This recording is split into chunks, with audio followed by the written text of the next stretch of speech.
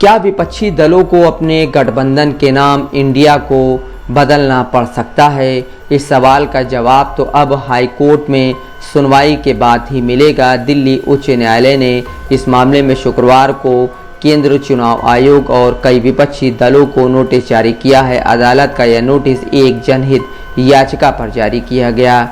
याचिका में विपक्षी दलों के गठबंधन इंडिया यानी Indian national development inclusive alliance के इस्तेमाल पर रोक लगाने की मांग की गई है।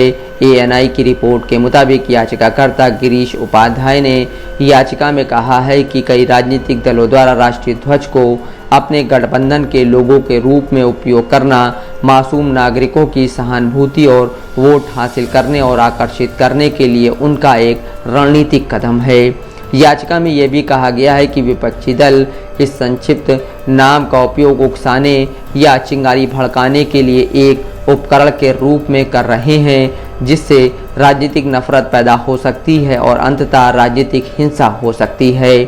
याचिका में यह भी आरोप लगाया गया है कि राजनीतिक दल दुर्भावनापूर्ण इरादे से इस संक्षिप्त नाम का उपयोग कर रहे हैं। इससे यह नागरिकों में भ्रम की भावना पैदा करेगा। इसके अलावा याचिका में कहा गया है कि यदि गठबंधन 2024 के आम चुनाव में हार जाता है तो इसे पूरे भारत की हार के रूप में पेश किया जाएगा।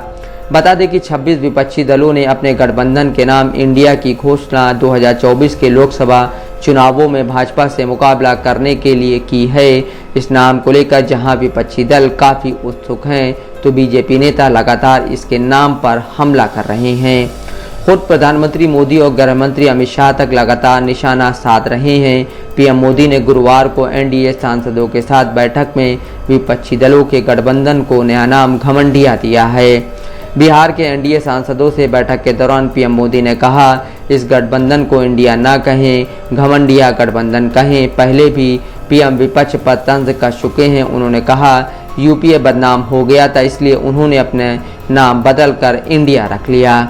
संसद के मानसून सत्र में पहली बार बीजेपी सांसदों की बैठक के बाद बीजेपी प्रवक्ता रविशंकर प्रसाद ने कहा, पीएम ने कहा कि इंडियन नेशनल दल कांग्रेस एक अंग्रेज ने बनाई थी, ईस्ट इंडिया कंपनी भी अंग्रेज ने बनाई थी। आजकल लोग इंडियन मुजाहिदीन भी नाम रखते हैं, इंडियन पीपुल्स फ्रंट भी रखते हैं। पीएम नरेंद्र मोदी ने विपक्ष को दिशाहीन करार दिया और कहा कि ऐसे लोग देश के नाम का इस्तेमाल कर जनता को गुमराह नहीं कर सकते। इस पर कांग्रेस अध्यक्ष मल्लिकार्जुन खड़गे ने कहा था कि प्रधानमंत्री मोदी खुद दिशाहीन हो गए हैं। खड़गे ने राज्यसभा में कहा था, हम मणिपुर के बारे में बात कर रहे हैं जो चल रहा है, लेकिन प्रधानमंत्री ईस्ट इंडिया कंपनी के बारे में बात कर रहे हैं और कह रहे हैं कि भारत का मतलब ईस्ट इंडिया कंपनी है। Bureau report, Dastak live news.